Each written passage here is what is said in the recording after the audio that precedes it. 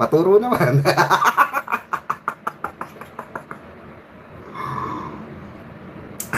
Kagaya nga ng sinabi ni, ano, di ba?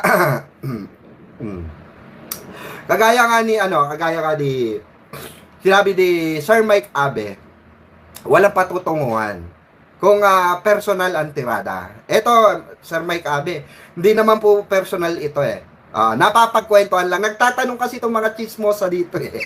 So, nakwentuhan ko lang ng bahagya. Di ba? Saka wala naman tayong binanggit na pangalan. Tiyanong Dukit lang naman eh. Di ba? Tawagin nyo na yan, Tiyanong Dukit. Kasi di ba tawag din natin kay Digong, di ba? Digong Dukit, di ba? Finger licking good. Di ba? Mandudukit ng katulong. Di ba? Ganun yung ano natin. Di ba? Di ba, Dali Babes? Finger licking good na lang. At wala masama ron. Okay, wala masama ron. As long as hindi ka nagpapakabanal. At hindi mataas ang tingin mo sa sarili mo. Di ba? So, okay lang yon. Okay lang yun.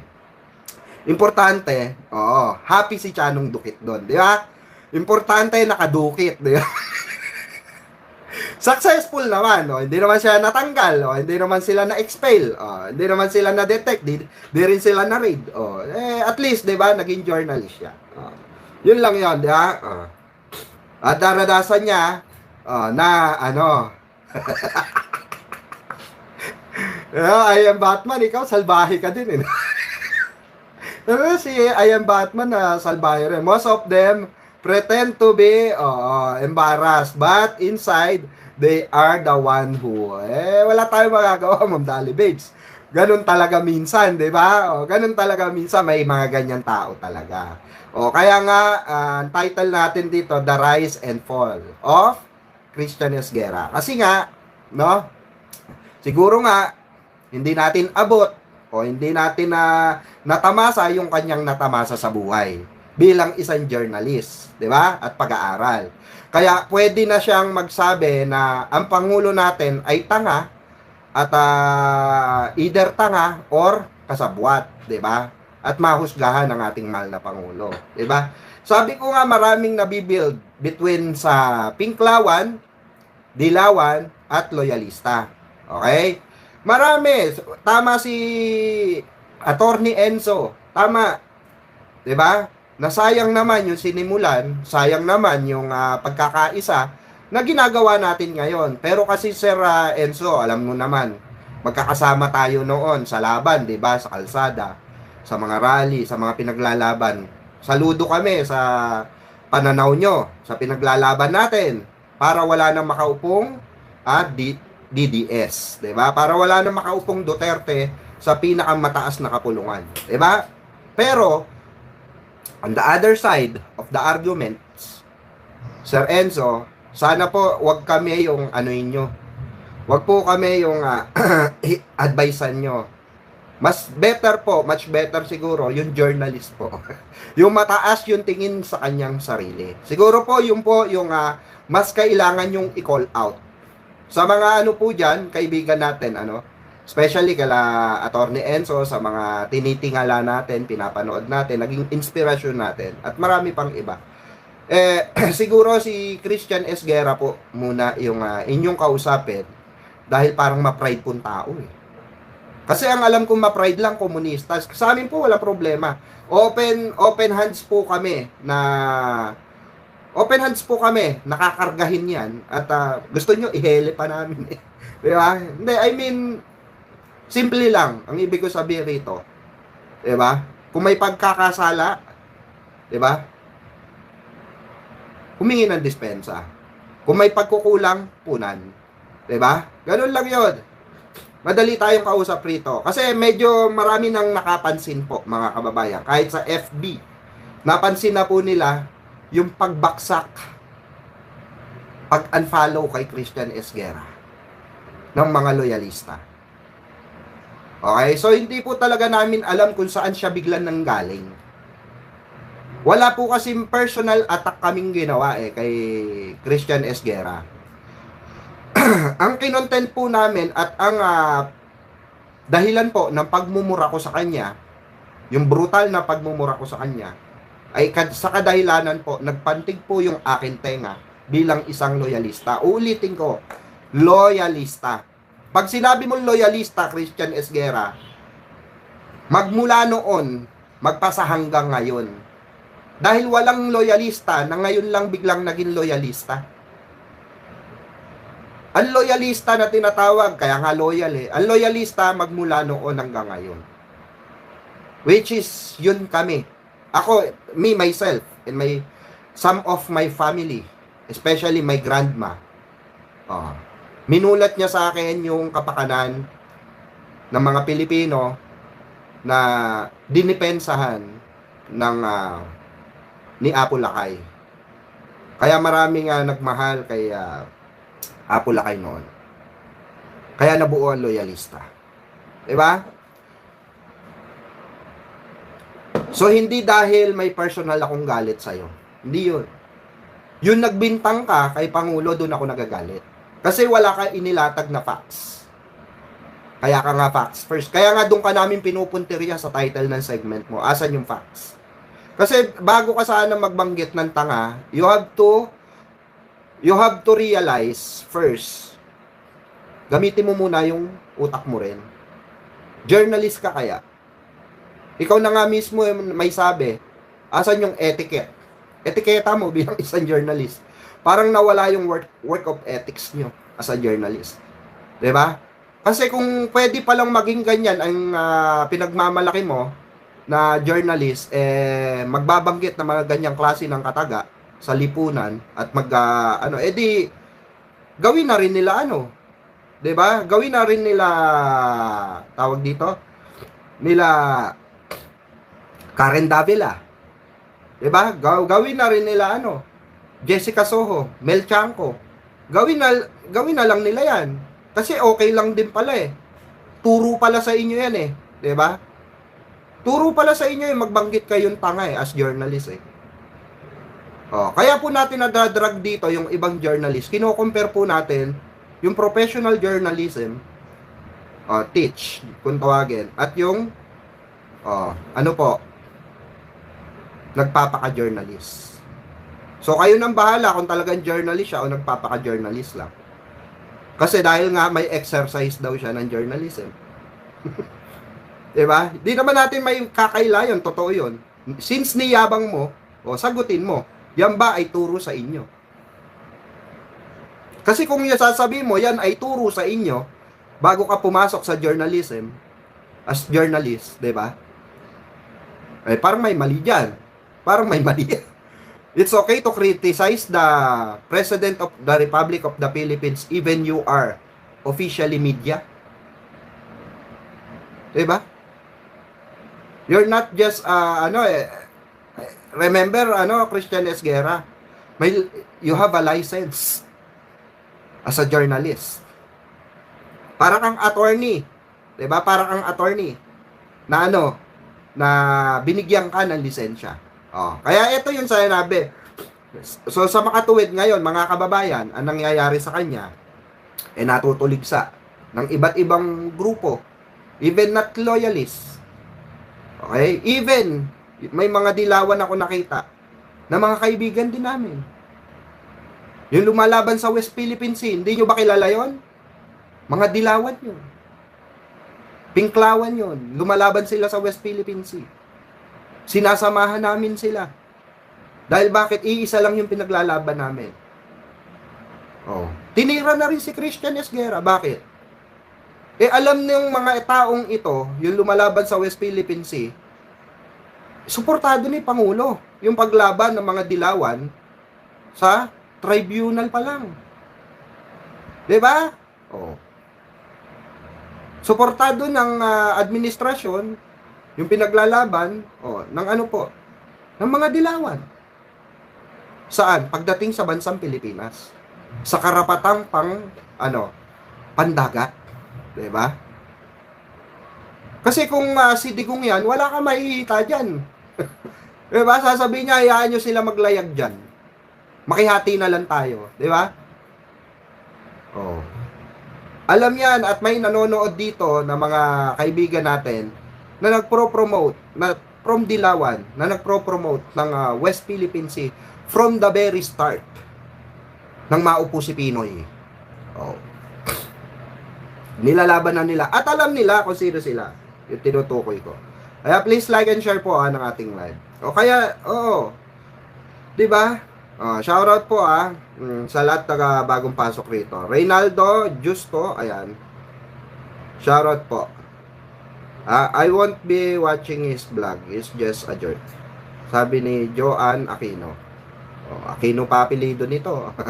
Di ba, Ma'am Joanne?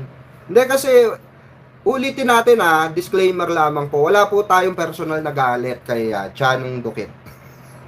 Okay, wala po tayong personal na galit kay Chanong Dukit. Okay, ang sa atin lang is masyado kasi siya naging mayabang na, 'di ba? Masyado nang naging mataas ang tingin niya sa sarili niya. Kaya pa ultimo pati si Mike Abe, si Sir Mike Abe, okay? Nag-react tuloy sa kanya.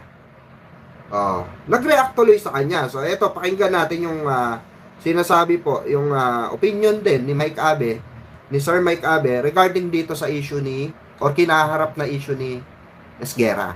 Okay? Kasi binanata na siya ng mga ibang attorney na foul talaga yung sinabi niya. Foul talaga yung mga binitawan niyang salita. Kasi bakit po? Bakit po? May malisyoso Malisyosong komento na nanggaling mismo saan? Sa isang journalism or journalist, 'di ba? Tuloy natin. Pag pinaputo sa akin lalo, ito pa. alam yan. Ngayon, kung sinabi pang tanga, Ito pa. kung may influensya kayo, dapat relax din natin. Pakinggan natin si Sir Mike Abe. Or yung iba ay dala na ng kayabangan. Dala na ng akala niya, sikat siya.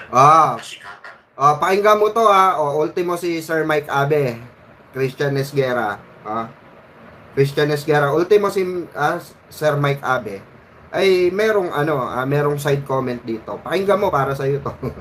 Para may lesson sa iyo to, napakalaking lesson sa iyo nito. Kasikatan.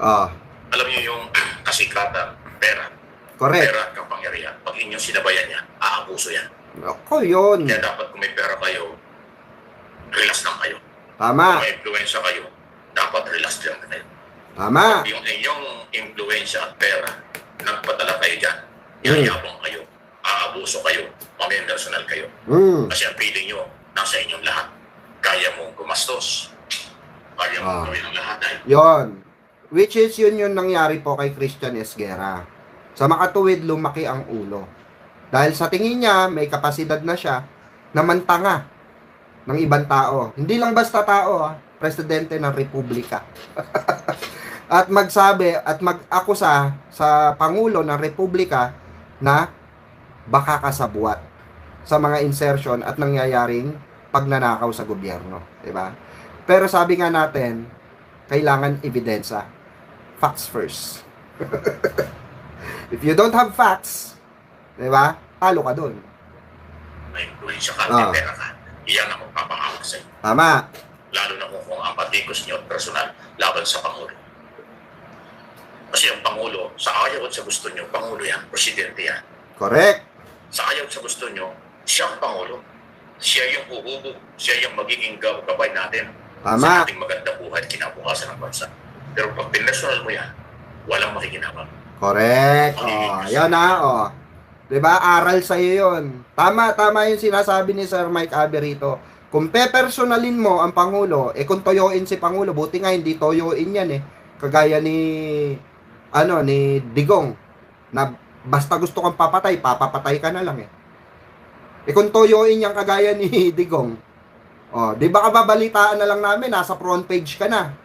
May balot ka na ng dyaryo. Kagaya nung nangyari sa mga ibang journalist at attorney nung panahon ni Digong. Alam mo yan, Christian Esguerra. Na personal attack sila. Sinita nila yung mga krimen at yung mga extrajudicial killing at iba pa na mga sasangay ng gobyerno ni Digong, sinugi mismo sa sariling bahay. Diba? Habang nag-hearing, paglabas ng hearing ng mga attorney. Diba? Eto nga si Pangulong Bongbong Marcos, pasalamat ka nga, mabait eh. Pasalamat nga tayo, mga kababayan, mabait. 'Di ba? Wala siyang pakialam kung atakihin siya personally. Ang bait, sobrang bait sa totoo lang. 'Di ba? Nakita nyo? Sumagot ba siya? Nakipagmurahan ba siya? Ano sabi niya? Bakit ako makikipagmurahan? Bakit ako babawi? Bakit ako ganito? Anong benepisyo ng taong bayan diyan? 'Yun ang mindset. 'Di ba? 'Yun yung sinasabi ni Sir Mike Abe, 'di ba? Oh. Nasaan si Mags? Nandiyan ba si Mags? Wait lang po Comment ka ulit nga, Mags. Oh, andito pala si Ma'am Jean. Ma'am Jean ba to, Ma'am Jean? Oh. Wait lang po diyan kita natin si Ma'am Jean.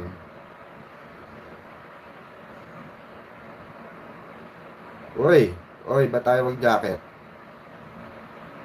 Wait lang ayaw eh.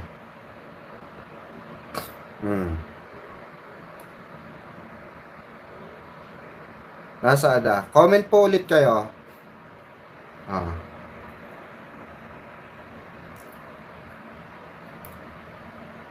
Iyan natin ulitin natin. Sa mga personal. Diba, kaya ko nababanggit no? Mamaya di pag-usapan yung Ninoy Day. Kaya ko nababanggit ito.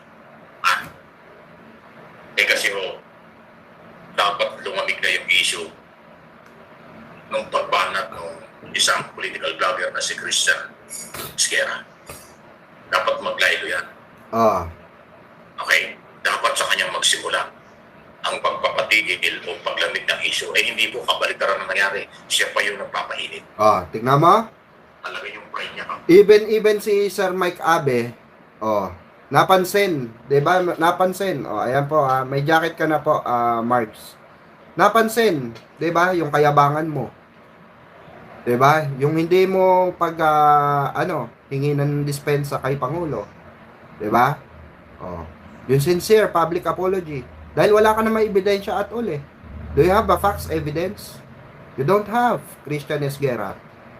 Nakakahiya ka. Kaya nga hindi ka na kinall out ni Sir Mike Abe as journalist. Kinall out ka niya as a political vlogger.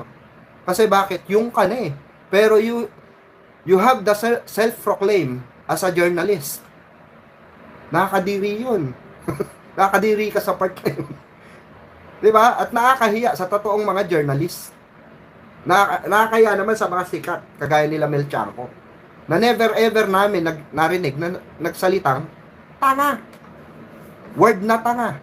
Yung work of ethics kasi ng journalist eh. Sabi mo, nagyayabang ka, meron ka niyan. Asan yun? Nawala bigla yun. Kaya kinall out ka ni Sir Mike Abe na as political vlogger. Because you're not journalist based on your facts first on your segment. Dahil you don't have facts. Sabi ko nga, may halong yabang na. Siguro, feeling niya may pera siya. Feeling niya journalist siya. Ang feeling niya, marami siyang followers. Ang feeling niya, mas matalino siya. Correct. Yan ang sinasabi ko, kapag ang kapangyarihan at pera, sinandalan mo, yan ang magpapabagsak sa'yo. True. Diba? Which is nangyayari ngayon. Tao, hindi lang si Esguerra, si Mr. Esguerra. Kaya lang nagiging sample natin yan. Kasi matapos niyang sabihin at personally ng Pangulo, kasi yung sinabi niyang tanga ang Pangulo, involved siguro ang Pangulo sa korupsyon. Tapos wala ka namang ebidensya. Kung sinabi mo na involved ang Pangulo sa grabbing corruption, maglabas ka ng ebidensya. Correct. Wala. Paninira lang yan. Yun. Kuha nyo. Siguro naman malinaw yun, Esguerra. Gangster, we do that better than anybody. I bet you got it twisted, you don't know who to trust. So many player hating niggas trying to sound like us.